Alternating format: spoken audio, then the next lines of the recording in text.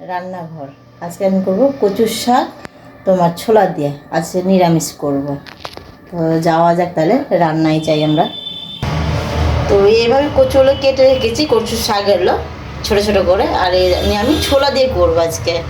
জল দিলাম কড়াইয়ে, কচুটা সেদ্ধ করবো, কচুর শাকটা দিতে। জল গরম হয়ে গেছে, তো এই কচুটা দিয়ে দিলাম এখানে। হাফ চামচে লবণ দিলাম সেদ্ধ করার জন্য, দিয়ে ঢাকা দিয়ে দিতাম। তো ঢাকাটা দিয়ে দিলাম আমি, সেদ্ধ হোক। পাওয়া যায় তাহলে। আমার মনে কচুটা অনেক সেদ্ধ হয়ে এসছে। ঢাকনার মধ্যে জল উঠে গেছে কতটা, দেখো। তো সেদ্ধ হয়ে গেছে, এটা ছাড়তে হবে। তো আমি কচুটা যে করব, তেল দিলাম,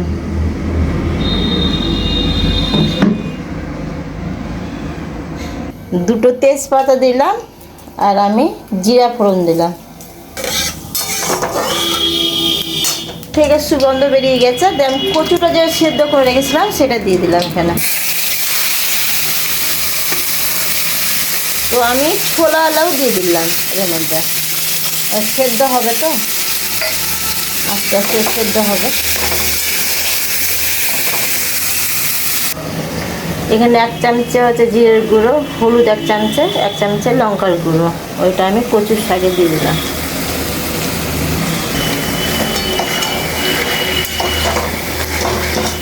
তিনটে কাঁচা লঙ্কা দিলাম।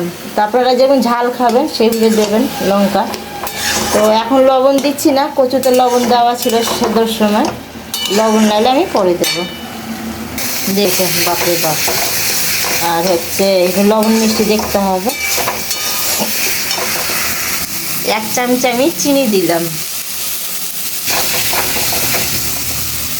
তো লবণ মিষ্টি তো দেখে নিই।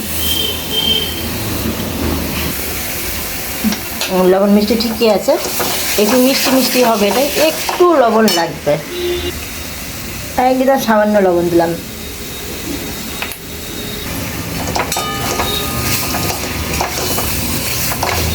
তো আমার কাছে ঘি ছিল না, আপনারা ঘি দিয়েও নামাতে পারবেন কচুর শাকটাকে। তো আমার কচুটা হয়ে গেছে, নামিয়ে নেবো এবার আমি। তো আপনাদের যদি ছোলা কচুর রেসিপিটা ভালো লাগে, একটা লাইক দেবেন, একটা শেয়ার করবেন, আর বেশি বেশি করে কমেন্ট করবেন। তো ভাত রুটির সাথে দারুণ লাগবে খেতে। তো আপনারাও ট্রাই করুন বাড়িতে। বাই।